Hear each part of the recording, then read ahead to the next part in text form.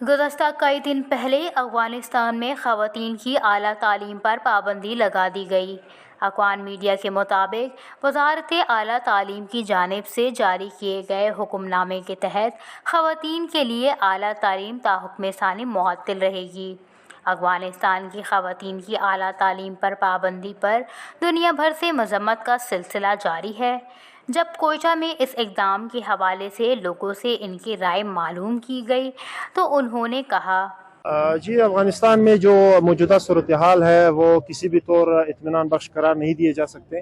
افغانستان میں جو ڈیفیکٹو رجیم ہے انہوں نے ایک پروسیس کے تحت افغانستان کی جو خواتین ہیں ان کو ہر شعبے میں حصہ ڈالنے سے محروم رکھا ہے، چاہے وہ ایجوکیشن ہو، چاہے وہ پولیٹکس ہو، چاہے وہ جو معاشرے کے دوسرے جو شعبے ہو ان میں ان کا حصہ ڈالنے سے محروم رکھا ہے۔ اصل میں جو طالبان جو کچھ کر رہے ہیں یہ یکسر جو اسلام کی تعلیمات ہیں ان کے بھی مخالف ہے۔ افسوس کی بات تو یہ ہے کہ یہ اسلام کا لبادہ اوڑھ کر کے اسلام کی اس طریقے سے وائلیشن کر رہے ہیں۔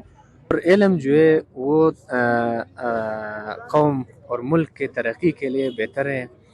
یہ دونوں اس میں شامل ہے، میل اور فیمیل، کیونکہ اگر ہم دیکھیں یہ سارے دنیا کے آدھے آبادی جو ہے وہ فیمیلز ہیں، اور انسان کے وجود کا آدھا حصہ بھی فیمیلز کا بنی ہوئی ہے، تو اسی لیے ہم اس کو اگنور نہیں کر سکتے ہیں۔